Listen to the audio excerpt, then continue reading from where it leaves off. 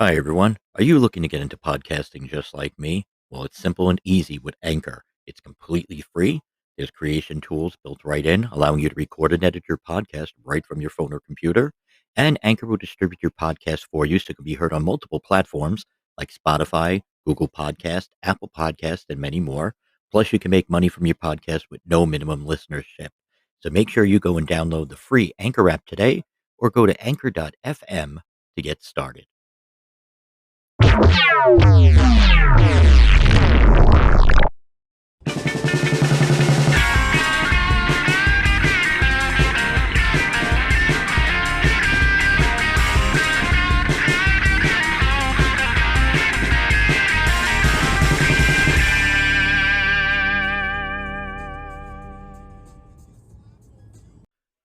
Greetings and salutations, everyone, from the wonderful Fuck If I Know Studios located in beautiful downtown Hamlin, Pennsylvania. It is yet another delightful edition of Frank the Lunatic Rants. Hey there, good morning, good evening, good afternoon, everybody, whatever it may be for you when you're listening to this.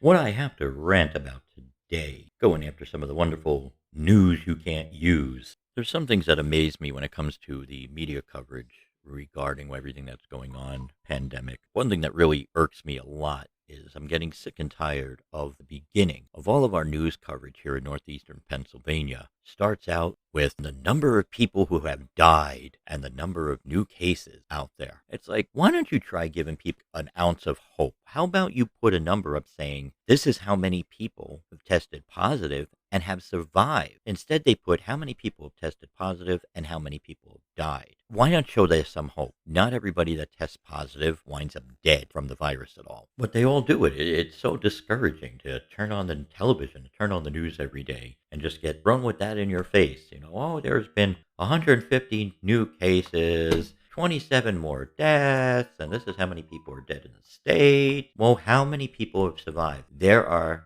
more survivors out there, I would assume, than there are people that have died from the virus. So how about media? You give people an ounce of hope. Media is just screws everything over, don't they? And what about the failures?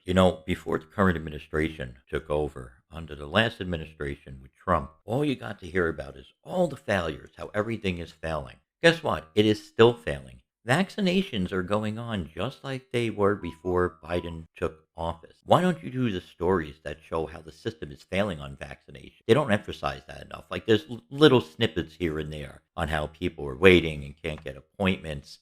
We were supposed to have this whole miraculous turnaround. This is why people, well, at least one of the reasons I think why people voted to get the current administration in there. Sorry, people, we're not going to have the whole miraculous turnaround that people think or what the administration thought. They're trying to push the numbers. We need to have this many people vaccinated within the first 100 days. Not going to happen. It's not. Why don't you emphasize the failures? For example, here in Pennsylvania, our systems keep crashing that the state sets up in regards to making appointments.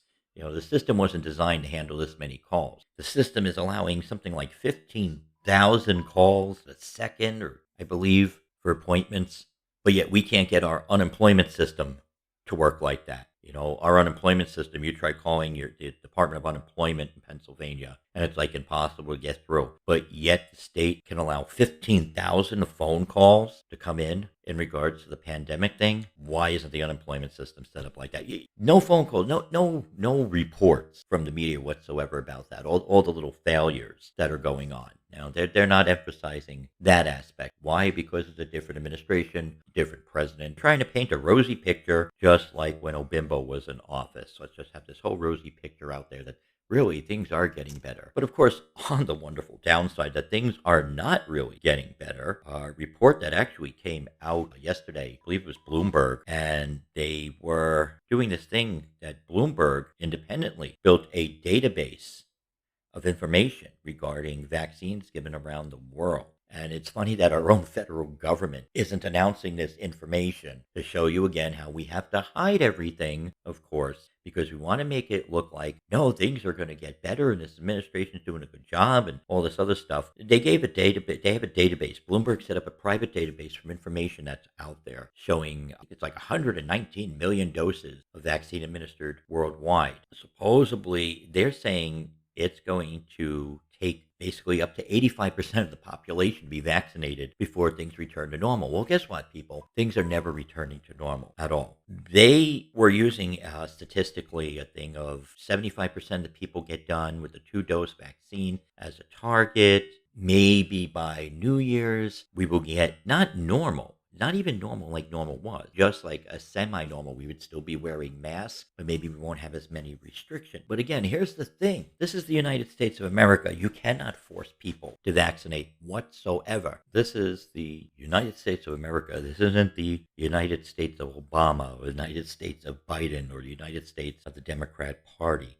You cannot force people to vaccinate at all. You can't tell people they have no choice but to vaccinate. The government, the federal government, can't turn around and say, you have to vaccinate. First of all, we have a thing called religious freedom and rights in this country. There are certain religious groups out there, while I don't normally agree with their ideology when it comes to medicine and that, but there are religious groups out there that don't believe in vaccinations. They don't believe in science. You can't force these people. Look at the Amish people. Are you going to turn around and tell the Amish people that you have no choice but to vaccinate your community and go against your religious beliefs of medical intervention with modern medicine? They don't believe in having modern medicine techniques in their communities. So as long as you have stuff like that, there's going to be a population of the people that are never going to be vaccinated. Normally with vaccinations, and I don't know how true this is with this vaccine, but generally women who are pregnant do not get vaccinated. You're not supposed to have vaccines done during your pregnancy because you don't know if it's going to affect the child or not, or what's going to happen. What are you going to sit there and tell people, sorry, you can't get pregnant, U.S. citizens,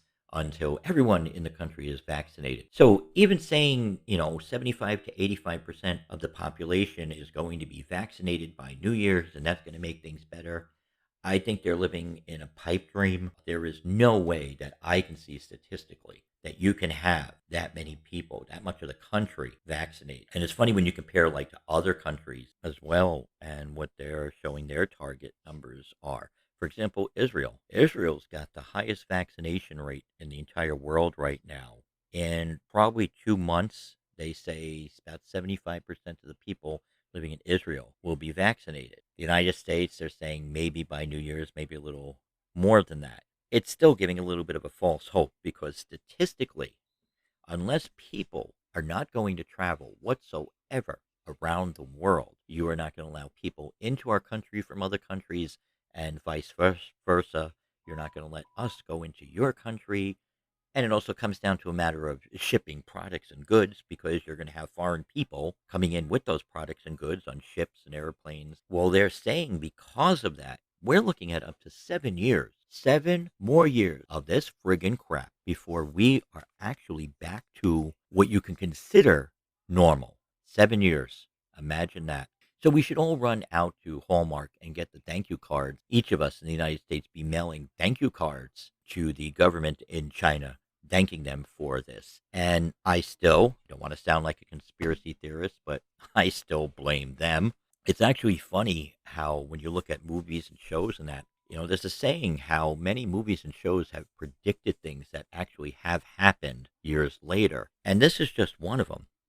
I'm thinking back to a show called Between that Netflix produced about 11 years ago. It was only on for 2 seasons. There was a start and an actual end to the story. And the story sounds somewhat familiar in a sense. The story was about, I believe it's in Canada. In a nutshell, the Canadian government, because they knew of issues with world population increasing and that it would be harder to maintain such a large population and be able to supply food and resources. And they developed a way, they were into cahoots with scientists and a pharmaceutical company, develop a virus that did certain things, and it wasn't supposed to be contagious because it was only going to be targeted to affect, certain areas, and it mutated and it wound up being contagious, and this population control experiment went crazy. They had a vaccine that had to get developed, and the whole thing with the vaccine was that the pharmaceutical company who created the virus also created the vaccine, and now the pharmaceutical company is going to make all this money trying to cure the problem that nobody ever knows that they created. So it sounds a little bit familiar. Look at the virus. Started in China. Again, not to sound like a conspiracy theorist, but everything was pointing that it started in China. So, what if this was a lab experiment gone wrong? Maybe this virus was something that was developed in China to answer their problem of their growing population, because after all, they have an immense population and an immense amount of poverty in rural areas in China. And this would have been their answer to it. You come up with a virus that they can put into certain parts of the country, and it would affect those people, and they'd get sick like the flu type of thing, and they'd wind up dropping dead, and it would be passed off as the flu, and it wouldn't be contagious. It would all be self-contained. And then, surprise, surprise, the disease mutates. And somehow, don't know how, but the disease got out of the lab. We all know the virus got out of the lab, that this is a man-made virus, that they screwed around with stuff. I still think it was a case of population control. They were trying to do population control in a sense in their country. And now the whole world is screwed and suffering for it. And the absolute best is people aren't blaming China. Trump, I believe, was blaming China. Biden, there's no way Biden is going to blame China whatsoever. I want to know, why aren't countries going after China? How about restitution? How about that? Some form of financial relief, because China is the only country, surprise, surprise, whose economy has been thriving through this whole thing, thriving and growing. They make the disease, they screw up the world, and they're the ones making the money right now. While all these other countries are failing and people are out of work, why aren't they going after China for war crime? Oh, that's right, because we're afraid of nuclear war. That's what that comes down to. Down the road, history is going to judge us on all this, but it's been basically one hell of a shit show. It really is.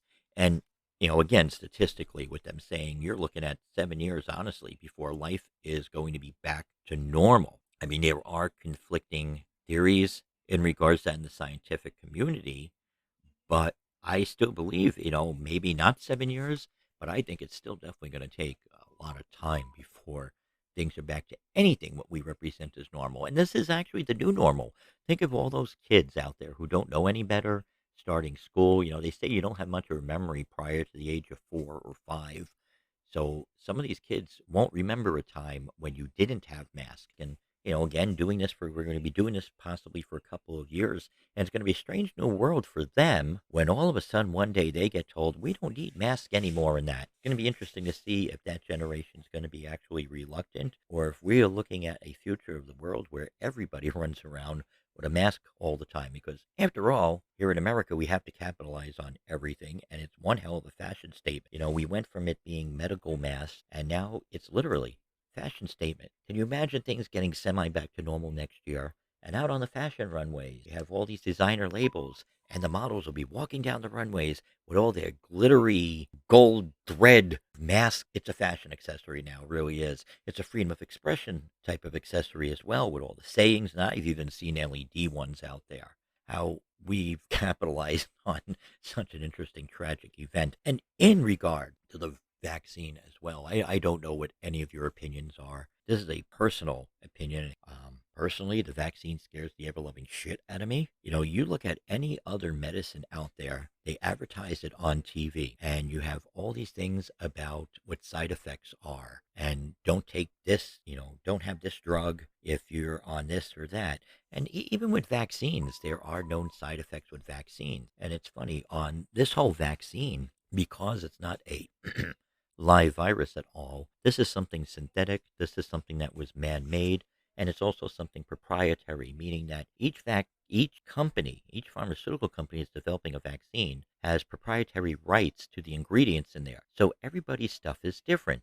And they are just now doing tests to see what happens if you had the shot of this vaccine and down the road you get that vaccine instead. Are you going to drop dead? It's amazing. The stuff was released and nobody fully tested it. I'm sorry, there's too many what ifs out there. There really are. What about questions? Are they informing people straight out? Are people asking the questions? Or are just people glad to go there, roll up their sleeve, and get the shot and walk away? Me personally, I want to know what the hell is going into my arm, first of all. I want to know, what is this stuff made of? I want to know, what are the side effects down the road, which nobody, of course, has the answer to. I mean, are we all going to wake up one day 5 years from now and suddenly find out, hey, we have cancer, or we have organs failing because, we had something synthetic that wasn't tested long enough being injected into our bodies and running through our system? How do they know? This healthcare providers, everybody say, oh, it's safe, safe. How do you know? There's plenty of stories out there that we've all seen in the media, especially when it comes to all the little legal commercials out there from lawyers and that of products that have been tried and tested that are safe, been using for years, and all of a sudden they discover there's problems with them, and there's all these lawsuits. Which, of course, surprise, surprise. By the way, people, you get these vaccines, and I'm sure there's paperwork that they have you sign, and I'm sure somewhere in that paperwork there's something in there saying that you can't sue anybody's ass if you drop dead or your organs fail or something happens to you. I can guarantee there is something in print out there covering the pharmaceutical companies' asses, covering the medical industry's asses, covering the government's asses, because after all, they're the ones who purchased the vaccines. They're the ones who ordered the creation of the vaccines. They are the ones who push to get these things through. Have you ever noticed when something goes wrong with a medicine, lawsuits against the companies that develop this stuff? How come there aren't lawsuits against the FDA? How come nobody really sues and wins monetary damages from the FDA? Because the FDA is the one who gives final approval for this stuff. They look over the information and they make a judgment call. They are the so-called experts that are supposed to be above the experts that design this stuff. How come blame is never put on them at all when something goes wrong with any type of medicine down the road? It's the pharmaceutical company's fault. Well, the experts in the Washington are the ones who look over all this data, and they're the ones who made the decision saying officially something's safe or not safe. We don't go after them. Unbelievable. But this is how everything has become in this country. This virus, this man-made virus, has just totally fucked up and screwed up everything going on in the world, everything going on in the country. And again, nobody's pointing the finger anymore. Nobody's putting blame. All we're doing is making the country who created this virus, which I still believe, not again to sound like a conspiracy theorist, it's just a belief that I feel this thing was made with the intent for population control. Because after all, why the hell would you invent something like this? Why would you invent something that is designed to kill people? That's bullshit. There has to be some weird, sinister reason why this was invented. And again, nobody's questioning. And with the current administration that we have with a country being run by a man who has embraced China in the past, I could never see his administration ever doing anything. Even if we annihilated this disease tomorrow, I could never, ever see Biden ever putting any type of blame on the Chinese, any fault or anything. We're just going to sit there and we're going to kiss China's ass. And unfortunately, we did it to ourselves because we have no choice but to kiss their ass. And why? Because of our deficit, which of course we're going to add trillions and trillions, I guess, on during this administration. After all, the Chinese buy our government bonds, to make interest off it. And all it takes is those yam bags to turn around and come up to us one day and say, we want to cash in one bond, just one bond. Our money, our markets would crash. Our money would be worth shit if we suddenly had to pay them the money that we owe them for these bonds that have come due and have matured that they purchased many years ago. We would go into more debt, basically, to pay off the money we owe them. Unfortunately, we did it to ourselves. I don't see any end of this in sight. Tell me what you guys think. If you are listening to this through anchor.fm, there is a link on there where you can actually message me. You can send me like a text message, email. I'm not sure if it's fully set up yet for voice messages. That was supposed to be getting set up. I mean, you can email me as well at frankthelunatic@gmail.com.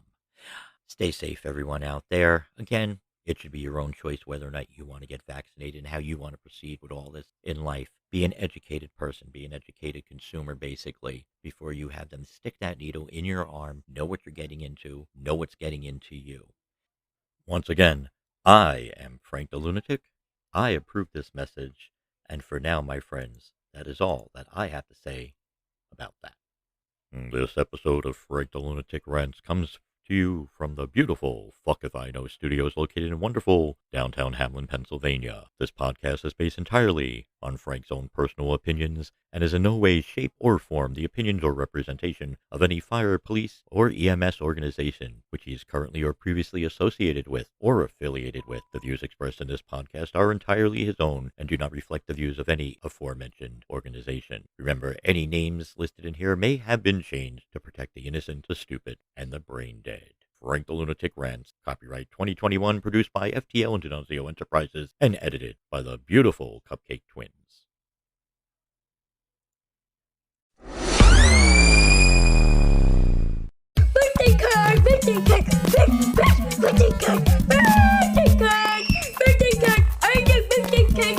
Birthdays are the best ever! Do you like birthdays? I like birthday cakes. Do you? The end!